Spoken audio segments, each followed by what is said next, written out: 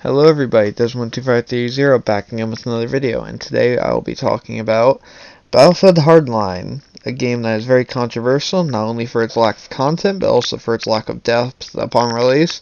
I want to see where the game is now, is it worth playing, and is this game actually fun? So, to start things off, I will give a brief history of the game. So this game was released a year after Battlefield 4 completed its final its final content drop. So, and it was produced by Visceral Games, not DICE, although DICE did help some of it. And it runs on the exact same basic principles as Battlefield 4. Now, this game is also a cops and robbers game, so it is based around police and like SWAT-esque style gameplay, even though it is not very much. This game overall is a typical Battlefield game that has a cops and robbers skin over it, and effectively I do agree with everyone else that this game could have just been a DLC for Battlefield 4, but I also still think this game deserves a chance. So overall, that's a bit of history on the game. As for the history of the player bases, PC has never had a large player base on this game, only consoles have ever had a decent player base, and to say that this game is thriving on them would be not very true. While there are still somewhat active servers and there's still quite a few people playing this game, there's nowhere near as many people playing as you would say Battlefield 4 or even Battlefield 1. Battlefield 5 even outbeats this game a lot. But I will say that this game is overall more playable on console just due to the fact of PC having no servers active whatsoever. So if you want to play this game at all, I'd recommend playing it on PS4. Especially for the slightly better graphics and slightly better performance that PS4 provides for this game. Don't ask me how I know that. Let's just say I've played on both consoles. Okay, so next we're going to go into the game itself, the depth of what was the issue, and what weapons are, what content there was, so on and so forth.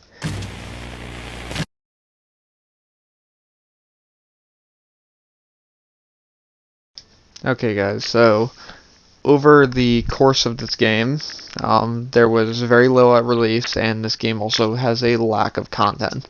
That is the main issue with this game, and with notable reviewers such as the Angry Joe Show and other major Battlefield YouTubers, many of them stated that this game was not worth it, and in truth, it was not worth the $60 it was at release. Although you could say that it was still worth it to play the game, in some ways, because this game is very fun. Overall, the time to kill in this game is much faster, as where most games are, most Battlefield games tend to have 5-shot kill weapons, and 4 to 5-shot kill weapons is the average close quarters. Most guns in this game kill within 3 to 4 shots. So just to show that the time to kill is much faster in this game, and overall it feels much more like Call of Duty when it comes to the speed of kills. For weaponry in the game, you can see some of them right now. Most weapons came out in the form of DLC or free DLC over time. And overall, they are very good additions to the game and give this game much more depth. To fix off, though, this game does have some content and there is a lot of grinding, especially with the money system, which is how you unlock weapons in this game, which is by getting money by playing the game, and then you use that money to unlock things as you want. One of my main problems, though, with this game is the fact that there's not a reason to continue playing the game very often. And overall, it is much better in short bursts than it is in long doses. So next I'm going to go over balance. I'm going to go over the way you progress through the game a bit more in depth. And then I'm going to talk about what I think needed to be fixed about this game progression-wise in order to, make this game much more enjoyable.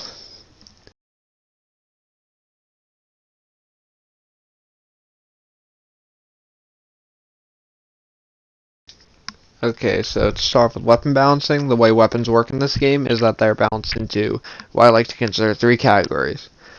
Slow firing and accurate, very slow firing and heavy hitting, and then you have close quarters death machines. And potentially you have some who skid in between most of them altogether. So to go through these 2 categories, or these 3 categories, all of them consist of usually 1 to 2 weapon types. Assault rifles and some SMGs tend to classify into the slower firing and accurate archetype, as where the slower firing and high damage weapons also include the assault rifles, the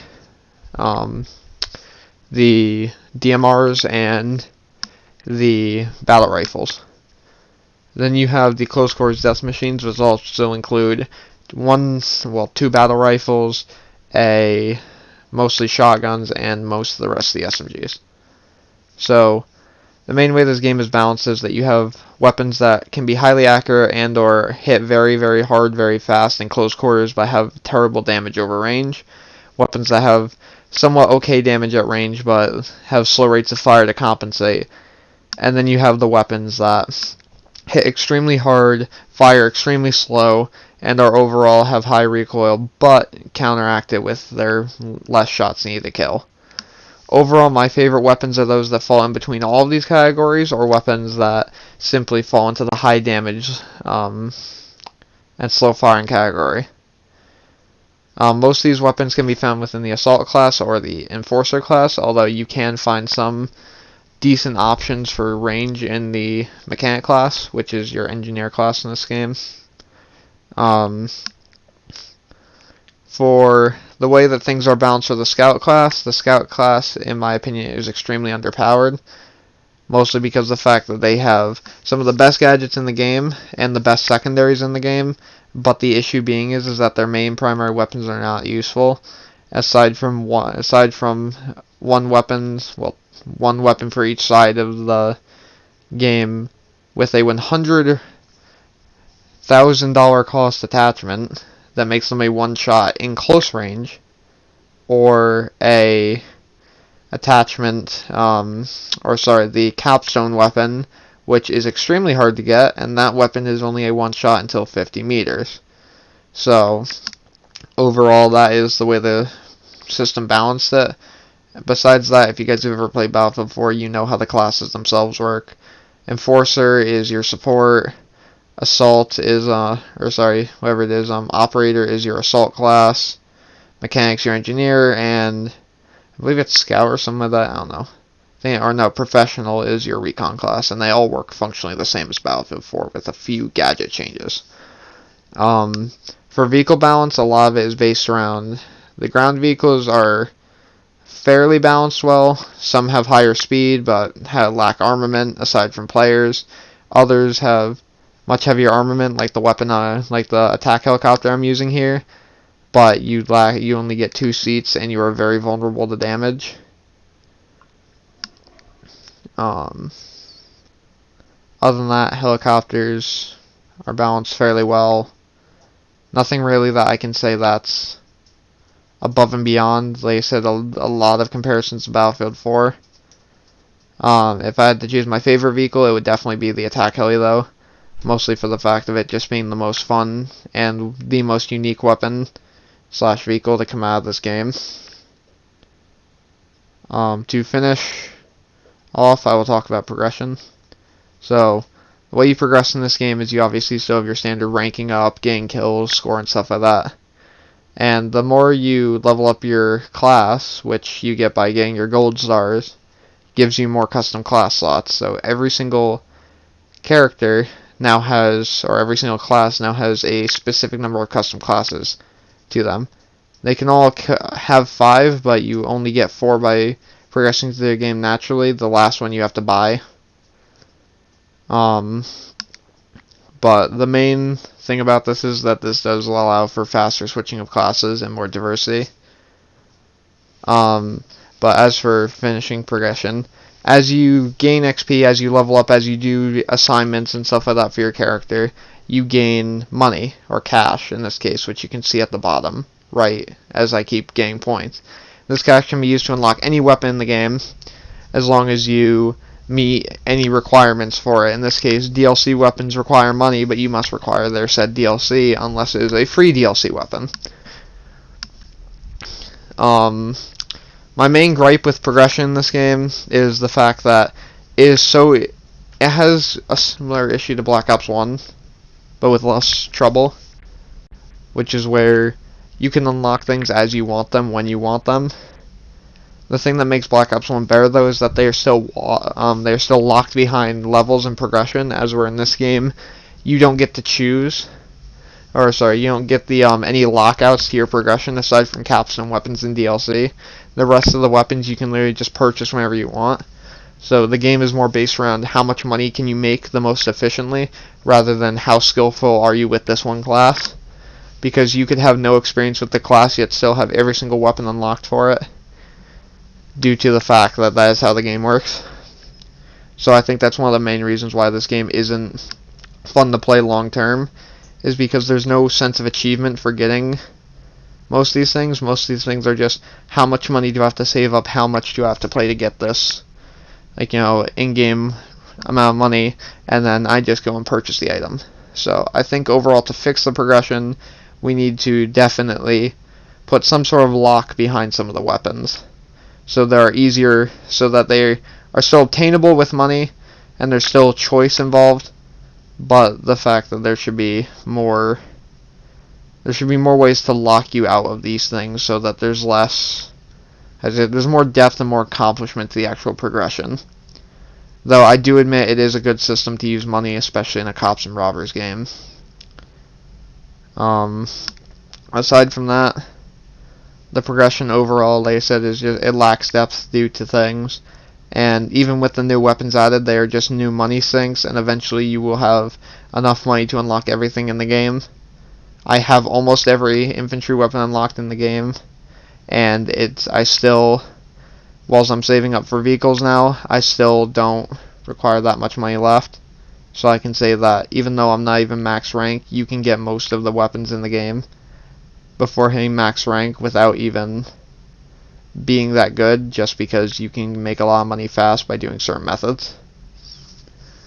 So lastly, I'll be finishing things off, giving my opinion of the game itself, the review, and what I think this game honestly deserves. Does it deserve to get played? Is there a reason to play it? And will I continue to do content on it?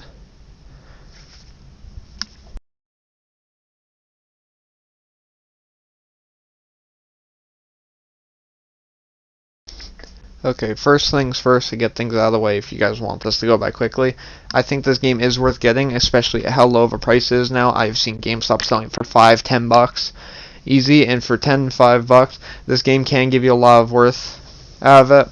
At release, I would say this game was not worth buying, but at the moment, I still think I can now say with confidence that this game is definitely worth buying, and potentially even one or two of its DLCs.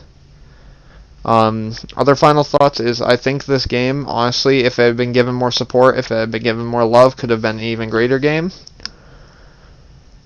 I still think that there was a lot more they could have added, and there was a lot better sequences that they could have done for the game. And I feel bad knowing that, you know, we just couldn't finish this. That Visceral couldn't finish this project and eventually got shut down, even though they did, with what little resources and what little knowledge they had on this engine, they did quite a good job at actually keeping this thing alive. So I definitely say that overall this is a game that's worth picking up at this point, and I will recommend it to people, especially at the price range that it's at right now. As for my review of the game, I will give this game, with DLC, mind you, with the 3 DLCs that I have, I will give it a 6 out of 10 score. Without the DLCs, I recommend this game only in short bursts, and I'll say that this game is a 4 out of 10 without the DLCs. The DLCs really do make a lot of this game, and even with the one DLC I'm missing, I feel though as I'm missing a big chunk of content that I wish I could have had. So yeah, guys, that is my review of this game. As for things going forward, I will plan to do a few more videos, and I will try and get some class-based videos out of the game, and I will actually try to maybe even do some weapon reviews. This game is definitely something that I believe can make a good amount of work, and it's a lot of fun. But overall, I think this game is worth getting in the end, like I said. So yeah, I'll be seeing you guys later. Hopefully you guys enjoyed this review, as rushed as it may feel. Like and subscribe, and I'll be seeing you guys all later.